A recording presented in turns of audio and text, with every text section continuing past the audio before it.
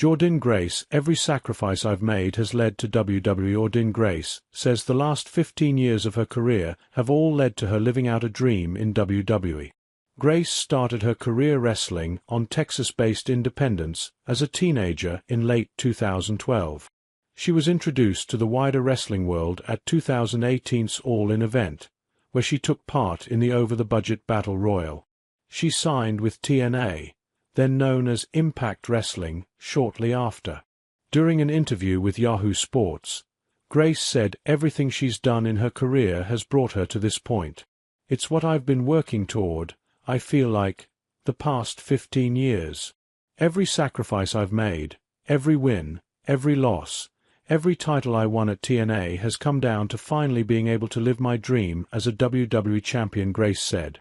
She added that her current goal is to give each of her opponents the best match of their career. I want to be the one to give whoever comes in front of me their best match. No matter what, I always ask the person I'm wrestling with, "What was your favorite match?"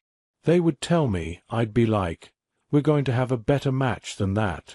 We're going to say it right now, and we're going to speak it into existence. That's what I always want to be for that person." Earlier in the interview, Grace discussed a departure from TNA wrestling and conversations she had with company management about who would take over as the face of the Knockouts division. "I remember having the conversation about who I thought would be next," Grace said. "Honestly, they didn't have Moshe's name in their head at all, which surprised me, but I really feel that Moshe was the one. I don't know any of the people that are really in charge. I don't have a relationship with them. But at the time, I don't think that her independent work and GCW work was translating over to TNA in the Knockouts division. They didn't get it.